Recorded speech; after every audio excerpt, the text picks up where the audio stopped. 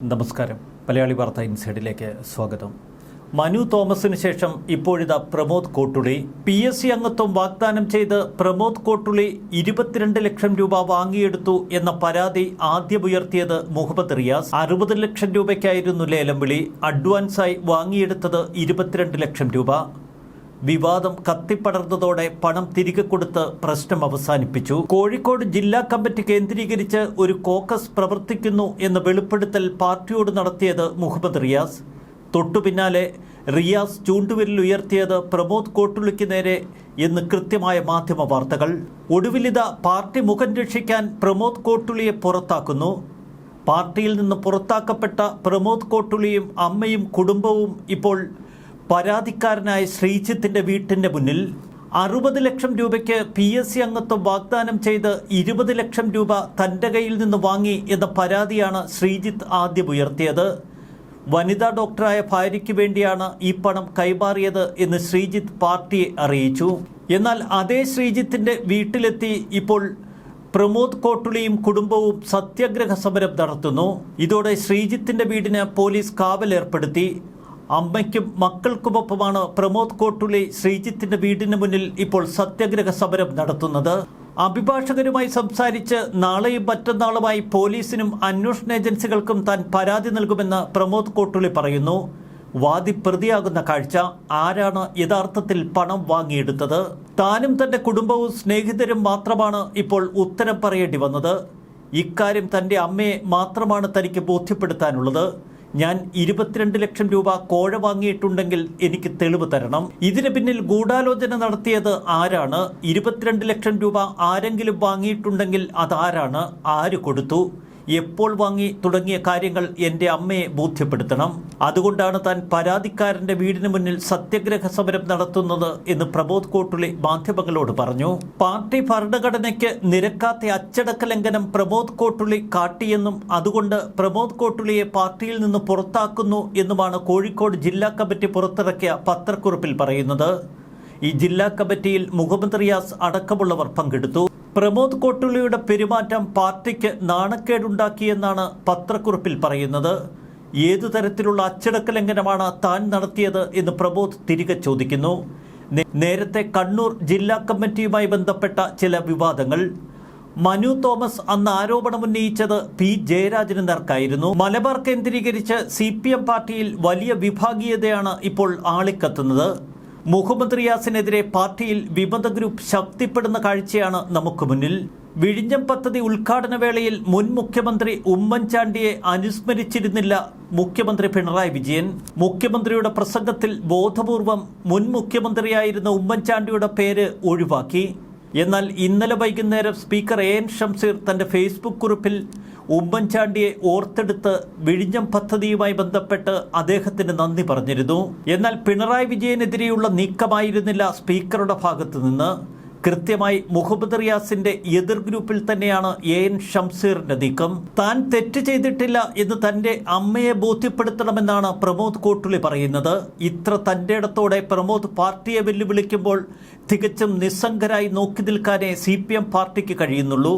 അതുകൊണ്ട് തന്നെ അന്തരീക്ഷത്തിൽ ഉയരുന്ന ഏറ്റവും വലിയ ചോദ്യം, ആരാണ് 22 ലക്ഷം രൂപ വാങ്ങിയെടുത്തത്? തുടക്കത്തിൽ പരാതിക്കാരൻ നൽകിയ പരാതിയിൽ മുഹമ്മദ് റിയാസിൻ്റെയും സച്ചിൻ ദേവിൻ്റെയും ഒക്കെ പേരുപയോഗിച്ചാണ് തൻ്റെ കയ്യിൽ നിന്ന് പണം വാങ്ങിയത് എന്ന് പറഞ്ഞിരുന്നു. അങ്ങനെയെങ്കിൽ മുഹമ്മദ് റിയാസിനും സച്ചിൻ ദേവിനുമൊക്കെ ഈ കേസുമായി ബന്ധപ്പെട്ട് എന്തെങ്കിലും പങ്കുണ്ടോ? തെരഞ്ഞെടുപ്പ് വേളയിൽ കോഴിക്കോട് ആളിക്കത്തിയ ഈ വിവാദം പെട്ടെന്ന് തല്ലിക്കെടുത്തിയത് പണം തിരികെ കൊടുത്ത്. എന്തിനായിരുന്നു ഇത്തരമൊരു സെറ്റിൽമെൻറ്റ്? പിന്നീട് ആരോപണങ്ങൾ ഉച്ചസ്ഥായിയിലെത്തിയപ്പോൾ പ്രമോദ് കോട്ടുളിയെ ബലിയാടാക്കുകയായിരുന്നുവെന്ന് ഒരു വിഭാഗം പറയുന്നു. ദീർഘകാലമായി മുഹമ്മദ് റിയാസുമായി അടുത്ത ബന്ധമുള്ളയാളാണ് പ്രമോദ് കോട്ടുളി. റിയാസിന്റെ വീടിനടുത്താണ് കോട്ടുളിയുടെ വീടും. പ്രമോദ് കോട്ടുളിയെ CPMന്റെ പ്രാഥമിക അംഗത്വത്തിൽ നിന്നാണ് ഇപ്പോൾ പുറത്താക്കിയിരിക്കുന്നത്. CPM ജില്ലാ കമ്മിറ്റിയാണ് കോഴ ആരോപണത്തിൽ പ്രമോദ് കോട്ടുളിക്കെതിരെ നടപടിയെടുത്തത്. പ്രമോദ് കോട്ടുളി നൽകിയ വിശദീകരണം തൃപ്തികരമല്ല എന്ന് പാർട്ടി പറയുന്നു.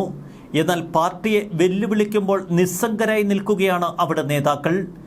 എന്തുകൊണ്ടാണ് പ്രമോദിന്റെ വെല്ലുവിളി CPM പാർട്ടി ഏറ്റെടുക്കാതിരിക്കുന്നത്? പ്രമോദുമായി ബന്ധപ്പെട്ട വിഷയം കൈകാര്യം ചെയ്തതിൽ ജില്ലാ കമ്മിറ്റിക്ക് വീഴ്ച പറ്റി എന്ന് സംസ്ഥാന കമ്മിറ്റി വിലയിരുത്തിയിരുന്നു. ഇത്തരമൊരു വാർത്ത പുറത്തായതാണ് സംസ്ഥാന കമ്മിറ്റിയെ ഏറ്റവും അധികം ചൊടിപ്പിച്ചത്.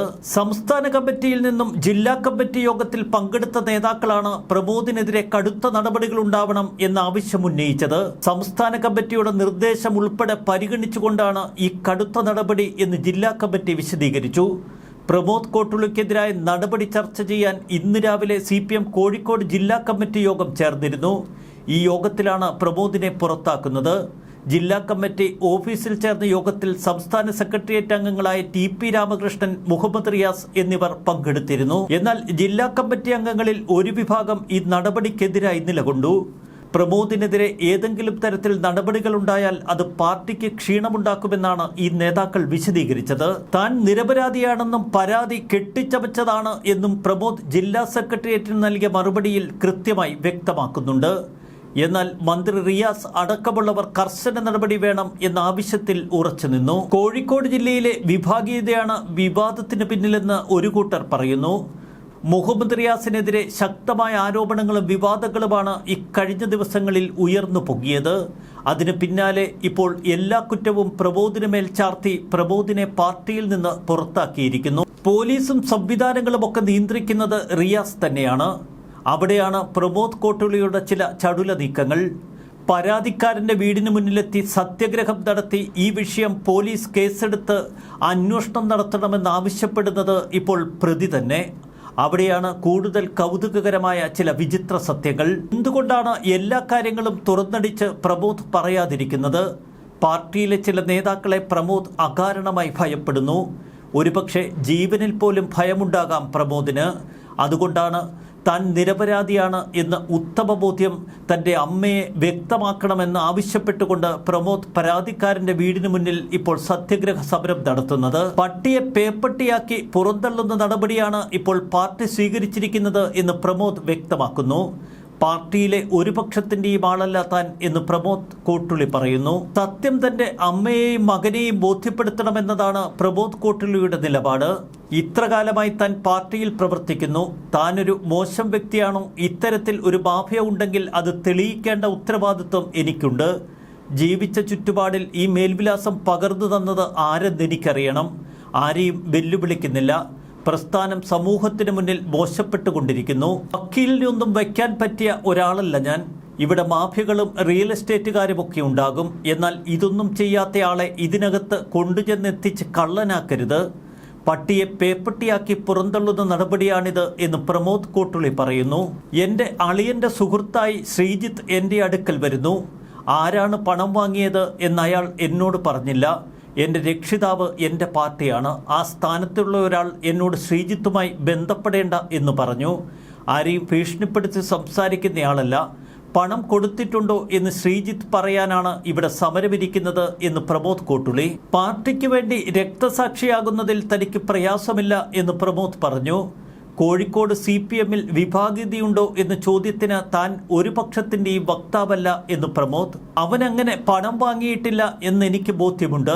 അതുകൊണ്ടാണ് സമരത്തിനിറങ്ങിയത്. പാർട്ടിയിൽ എന്തെങ്കിലും ആളുകൾ തമ്മിൽ എന്തെങ്കിലും പ്രശ്നങ്ങളുണ്ടാകാം. അതുകൊണ്ടായിരിക്കാം ഈ വിഷയങ്ങളുണ്ടായത് എന്ന് പ്രമോദിൻ്റെ അമ്മ. PSC അംഗത്വവുമായി ബന്ധപ്പെട്ട ഈ കോഴി ആരോപണത്തിനു പിന്നിൽ ഒട്ടനവധി ദുരൂഹതകളുണ്ട് എന്ന് വ്യക്തമാണ്. പ്രമോദ് കോട്ടുളി തെറ്റുകാരനാണ് എന്ന് CPMന് ഉറപ്പുണ്ടെങ്കിൽ എന്തുകൊണ്ട് പോലീസ് അന്വേഷണം ഏർപ്പെടുത്തിയില്ല? പാർട്ടി തന്നെ ഒരു അന്വേഷണ കമ്മീഷനെ വെച്ച് പ്രമോദിനെതിരെ നടപടിയെടുക്കുന്നു. PSC അംഗത്വത്തിന് ലേലം വിളിച്ച് കോഴ വാങ്ങിയെന്നത് പരസ്യമായ അഴിമതിയല്ലേ? മുഹമ്മദ് റിയാസിൻ്റെ അടക്കം പേര് ഉയർന്നു വന്നിട്ടും എന്തുകൊണ്ട് ഈ വിഷയം പോലീസ് സമഗ്രമായി അന്വേഷിച്ച് അതിൻ്റെ സത്യാവസ്ഥ കേരളത്തെ ബോധ്യപ്പെടുത്തുന്നില്ല? പ്രമോദ് കോട്ടുളി തെറ്റുകാരനാണ് എങ്കിൽ എന്തുകൊണ്ട് പോലീസ് ഈ വിഷയം കോടതിക്ക് മുൻപാകെ അവതരിപ്പിക്കുന്നില്ല? പാർട്ടി ആരെയൊക്കെയോ ഭയപ്പെടുന്നുവെന്ന് വ്യക്തം. അതുകൊണ്ടാണ് പണം തിരികെ കൊടുത്ത് ശ്രീജിത്തിനെ ഒതുക്കിയത്. എന്നാൽ ശ്രീജിത്തിനെ ഒതുക്കിയതുകൊണ്ടോ പ്രമോദ് കോട്ടുള്ളിക്കെതിരായ നടപടി കൊണ്ടോ ഈ പ്രശ്നം ഒതുങ്ങുന്നില്ല എന്ന കാഴ്ചയാണ് നമുക്ക് മുന്നിൽ. പ്രമോദ് കോട്ടുള്ളി കട്ടയ്ക്ക് നിന്നാൽ തകർന്നു വീഴുന്നത് പാർട്ടി തന്നെയാവും. കണ്ണൂർ പാർട്ടിയിൽ മനു തോമസ് ഉയർത്തിവിട്ട വിവാദങ്ങൾ നമ്മുടെ മുന്നിലുണ്ട്. അന്ന് പാർട്ടി വല്ലാണ്ട് ഭയപ്പെട്ടു പോയി. അവിടെ മനു തോമസിനെ മുൻനിർത്തി കളിച്ചത് ആരാണ് എന്നതിൽ ഇപ്പോഴും വ്യക്തതയില്ല. എങ്കിലും പി ജയരാജനുമായി ബന്ധപ്പെട്ട കേന്ദ്രങ്ങൾ വിശ്വസിക്കുന്നത് അതിനു പിന്നിൽ പി ജയരാജന്റെ സാന്നിധ്യമുണ്ട് എന്നത് തന്നെ.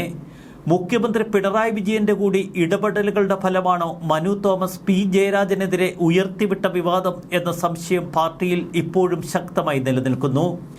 കണ്ണൂരിന്റെ ബാക്കിപത്രമാണ് ഇപ്പോൾ കോഴിക്കോട് പ്രകടമാകുന്നത്. കണ്ണൂരിൽ പി ജയരാജനും എൻ ഷംസീറുമൊക്കെ തമ്മിലുള്ള ബന്ധം അടുത്ത കാലത്ത് പകൽ വെളിച്ചം പോലെ പുറത്തേക്ക് വന്നിരുന്നു. മുഹമ്മദ് റിയാസിനെതിരെയുള്ള പാർട്ടിയിലെ മറുവിഭാഗം ഇപ്പോൾ ശക്തമായി കൊണ്ടിരിക്കുന്നു. പ്രത്യേകിച്ച് തോമസ് ഐസക്കും എം എ ബേബിയുമൊക്കെ ആ ഗ്രൂപ്പിന് കൂടുതൽ ചടുലമായ ആവേശം പകരുമ്പോൾ ഇവിടെയാണ് കോഴിക്കോട്ടെ ഈ വിഭാഗീയ പ്രവർത്തനങ്ങളും സംഭവങ്ങളുമൊക്കെ ശ്രദ്ധിക്കാൻ. പാർട്ടി എന്നല്ല മുഹമ്മദ് റിയാസ് പോലും ആരെയൊക്കെയോ ഭയപ്പെടുന്ന കാഴ്ചയാണ് കോഴിക്കോട്. റിയാസ് പരാതി കൊടുക്കേണ്ടത് പാർട്ടി നേതൃത്വത്തിനല്ല, ഉത്തരവാദിത്തപ്പെട്ട ഒരു മന്ത്രി എന്ന നിലയിൽ കേരളത്തിലെ പോലീസ് സംവിധാനം ഉപയോഗിച്ച് പ്രമോദിനെതിരെ കൃത്യമായ അന്വേഷണം നടത്തി ഈ പണം പ്രമോദ് കൈപ്പറ്റിയിട്ടുണ്ടോ എന്ന് തെളിയിക്കേണ്ട ഉത്തരവാദിത്വവും ബാധ്യതയും മുഹമ്മദ് റിയാസിനായിരുന്നു. അവിടെ ഉയർന്നു കേട്ടത് മുഹമ്മദ് റിയാസ് തന്നെയാണ് പണം വാങ്ങിയതിന് പിന്നിൽ എന്ന ആരോപണം സത്യമല്ലെങ്കിൽ അതെന്തുകൊണ്ട് മന്ത്രി തെളിയിക്കാനുള്ള ആർജവം കാട്ടിയില്ല? മുഖ്യമന്ത്രി പിണറായി വിജയൻ പോലും ഭയപ്പെട്ട് നിയമസഭയിൽ PSCയെ ന്യായീകരിച്ചുകൊണ്ടുള്ള ചില വിശദീകരണങ്ങളും പ്രതികരണങ്ങളുമൊക്കെ നടത്തിയിരുന്നു. എന്നിട്ടും എന്തുകൊണ്ടാണ് ആഭ്യന്തര വകുപ്പ് ഉണർന്ന് പ്രവർത്തിക്കാത്തത്? പ്രമോദ് കോട്ടുളി എന്ന DYFI നേതാവിനെ ബലി കൊടുത്തുകൊണ്ട് ഈ പ്രശ്നം അവസാനിപ്പിക്കാൻ CPMന് എളുപ്പത്തിൽ കഴിയുമോ? ഈ ചോദ്യം ഇപ്പോൾ ശക്തമാകുന്നത് പ്രമോദിന്റെ കട്ടയ്ക്കുള്ള വെല്ലുവിളിക്ക് മുന്നിലാണ്. അവിടെ ഒരുപക്ഷെ തകർന്നു വീഴുക മുഹമ്മദ് റിയാസ് തന്നെയാകുമോ എന്ന് ഉറ്റുനോക്കുകയാണിപ്പോൾ കേരളം. ന്യൂസ് ഡെസ്ക് മലയാളി വാർത്ത ഇൻസൈഡ്.